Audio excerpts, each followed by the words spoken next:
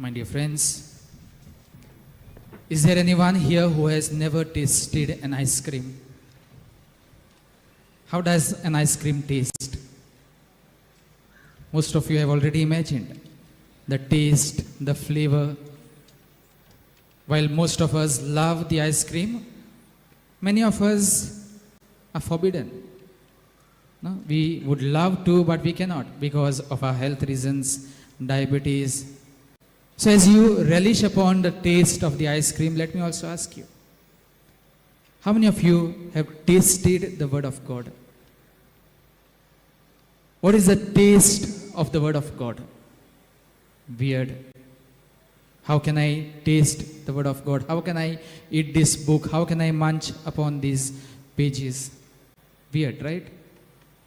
So we find the whole question of the tasting of the Word of God weird. Then how are we comfortable with the theme for today? Savor the sweetness of the Word of God. Many of us find this weird because we have not really understood the real meaning of the Word of God. The first reading today from the book of Apocalypse, St. John describes to us his vision. Graphically puts before us how the angel presented to him the scroll which he was instructed to take and taste, and it tasted like the sweetness of honey. The Word of God is sweet. And if we are to understand, savor the sweetness of the Word of God, we need to understand it properly.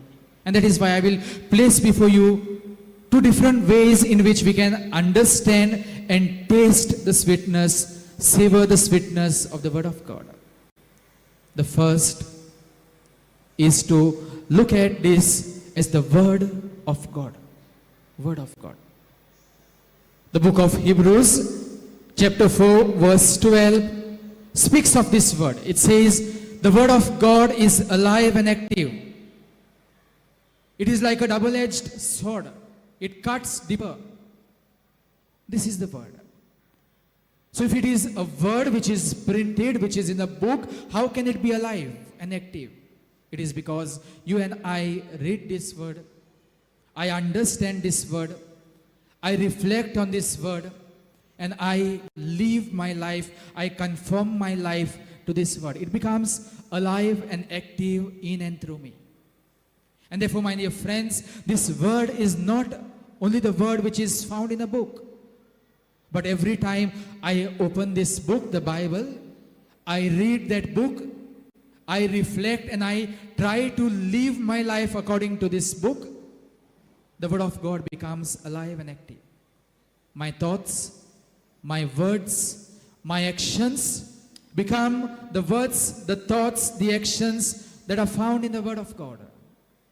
And my life becomes sweeter because I live my life according to this word. I make it alive and active. So my life becomes sweeter. I get to taste the Word of God. Every time I read this word, I make it alive in my actions. This is the way we need to understand how we get to taste the Word of God. And the second way to look at it is this way, is the God of the Word. The first is the Word of God, and the second way is to understand it as the God of the Word. We find this beautifully explained in the Gospel of John, chapter 1, verse 1. In the beginning was the Word was with God, and the Word was God, and the Word became flesh. It is no longer the printed Word, it is the Word made flesh, Jesus Himself. So every time I read this word, I know it is the Word made flesh. That Word once lived on this earth. It is alive. And every time I read this word, I try to make it alive in me. And it becomes the Word, the flesh, which I get to taste. And the beautiful example of both these meanings is the Eucharist. Every Eucharist we say God nourishes us. Pay attention to the words. God nourishes us through the table of the Word and through the table of the Eucharist. through His word and through His body and blood. So we get to taste the word of God in the reading of the word of God, in the message that we get how to live our life according to the word, and through Jesus Himself, who becomes part of who I am. Every time I receive Jesus, He becomes part of me. And so every Eucharist becomes an occasion where I get to savor the sweetness of the word of God through His word, which is read, reflected, and through the Eucharist, through the body and blood of Jesus.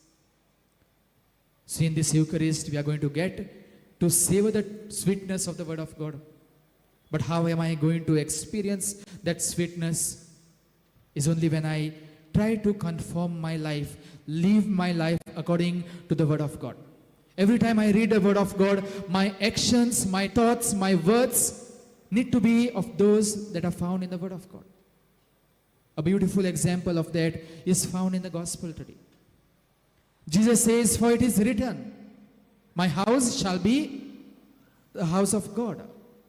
It is because Jesus knew the scriptures, Jesus was the word, that His every word, His action was sweet. Not only for Himself, but all those people who came in contact with Jesus, they could taste the sweetness. Today we are called to imitate Jesus. Every time I receive Jesus, I am called to be another Jesus in the way I live my life. So that not only me, but my sweetness, that is the sweetness of Jesus, who now is in me, is tasted by all those people whom I meet.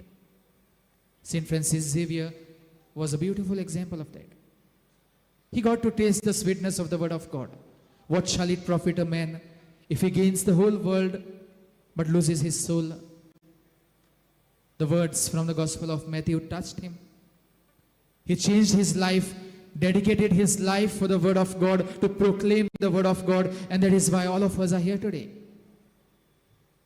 to become missionaries, witness the word of God.